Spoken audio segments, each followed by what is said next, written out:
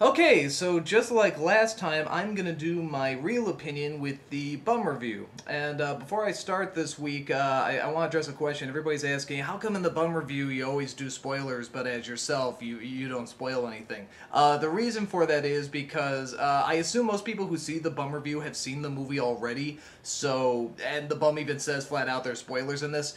My thought is that if you haven't seen the film, somebody may want to see my review and see what I think before they go see it. So I'm not going to give anything away, at least as much as I can. So the bum does spoilers, I do not. So with that said, Pirates! Let's talk about the new Pirates movie. It's a little difficult to review, but probably the best thing to do real fast is tell you what I thought of the other three films, and give you some context.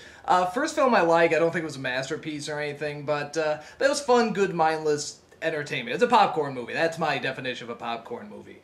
The second and third I thought got really long and needlessly complicated. It didn't need to be this long, and like everyone, I didn't think they needed to still have Orlando Bloom and Keira Knightley just go off with Johnny Depp on his adventures like they're finally doing here. I didn't hate them as much as a lot of other people did, but I do agree with the problems that everybody pointed out. But I thought there was so much creativity in them, I don't regret seeing them. Are they good movies? Probably not, but I don't regret seeing them. I'm glad I saw them. So with that said, this film pretty much falls into a lot of the same traps that those other two films did, with some exceptions. The fact that they don't have Orlando Bloom and Keira Knightley is a big plus. I hate saying that because I'm sure they're nice people, but they really sucked out a lot of the energy of these movies when it should have been on Jack Sparrow. This one is on Jack Sparrow, and when he's in it, he's fun, he's hamming it up to the camera, and he's really great. Jeffrey Rush is in it again. Again, great. Love that guy. Whenever him and Depp are together, wonderful. One newcomer that they have is Penelope Cruz. This is what Keira Knightley should have been. This was a really fun character. This was, someone puts on the pirate suit and, has the cool accent and is really tough, really funny, really clever and backstabbing. That's what I love in all these movies. I love the backstabbing that's constantly going on through these movies. So that was a great addition. What doesn't work, the stuff where they fall into the same traps, is that it is still needlessly complicated. These plots and stories that they have going on, they don't need so much. Especially, at least with the other three, you could argue, they're big films, they're huge. Do they work? Not really, but they're big, huge films, so they try to throw everything in it. Here, this is kind of a smaller story, which is a good idea, but they still make it like, 2.5 hours, or at least it felt like 2.5 hours, and they have all the really, needlessly complicated stuff. There's even one point where Jack Sparrow says, oh, that sounds really complicated, needlessly complicated. And he's right! It's so needlessly complicated, and they don't have to do that. So those are the big problems, and there's the biggest shock to me. Here's another really big problem for me, was that they build up this villain, that they build up Blackbeard. I don't think I'm giving anything away by that. Everyone knows he's in this. And they really build him up, and they do a good job building up this bad guy. You don't see him on this ship, and there's talk whether or not he's even on the ship. And finally, the doors open up, and there he is. You see his boots. It pans up. His beard sort of has these little flames on it. He's drinking his rum or whatever, and all right, here we go. Boring character. Surprisingly boring.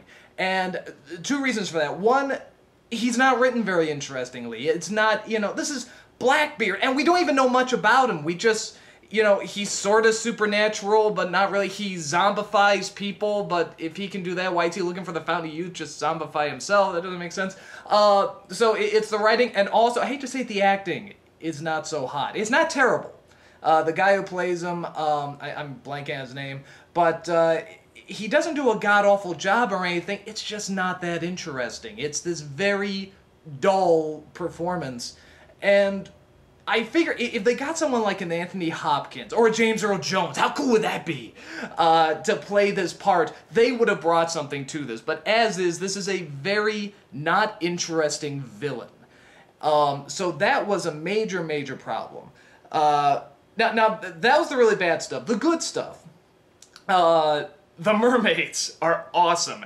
I'm going to repeat that because you're rarely going to hear me say that about a movie. The Mermaids are awesome. They're sort of like a mix between mermaids and vampires, sort of, which sounds stupid, but it's actually pretty cool. And they make them really intimidating, you know, they look great. They're these beautiful women that, you know, seduce the men, they bring them down, then they eat their faces off, you know, and they fly out of the water and grab people. They have whips. Mermaids have whips. I mean, that's friggin' cool.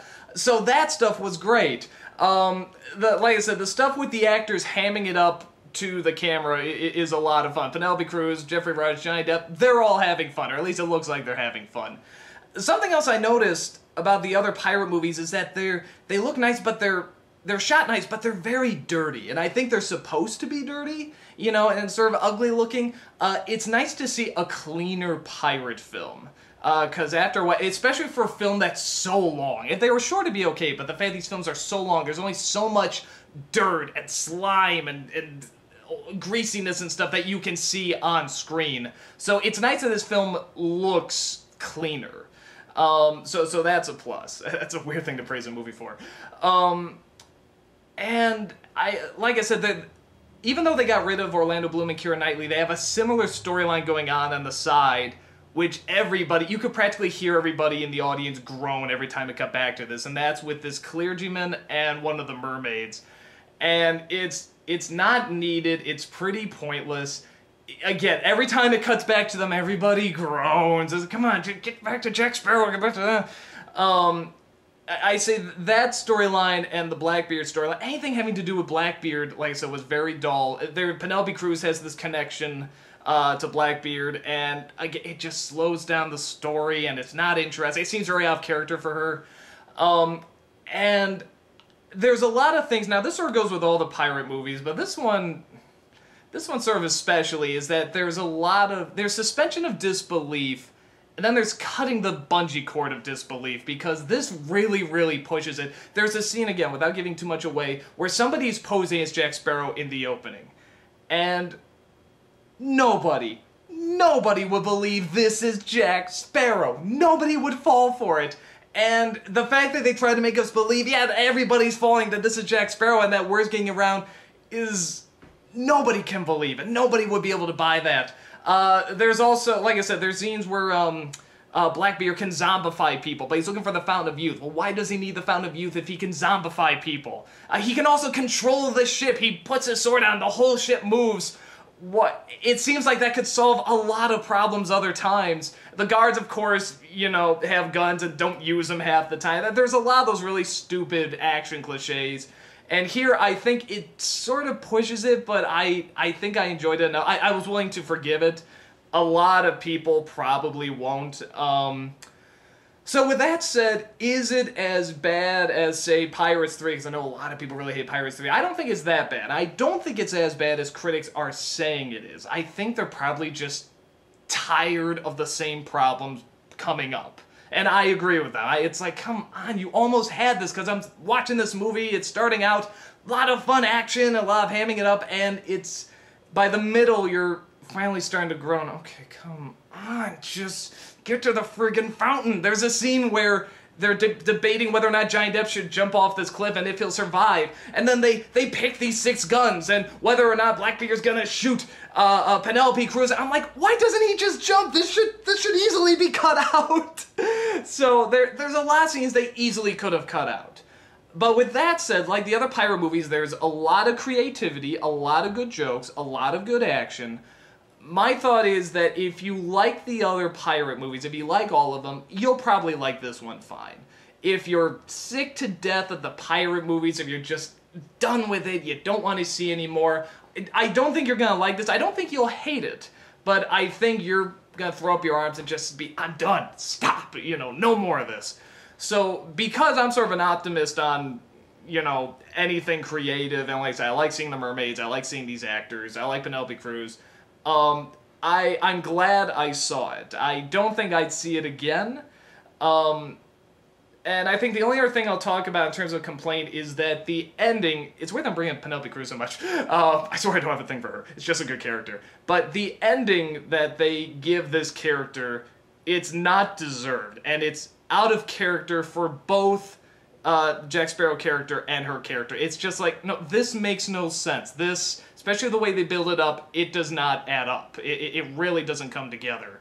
There's a funny little thing after the credits that's cute, you know, that they do with her, but at the same time you just go, that didn't add up. That really didn't mesh well. This character deserves something better.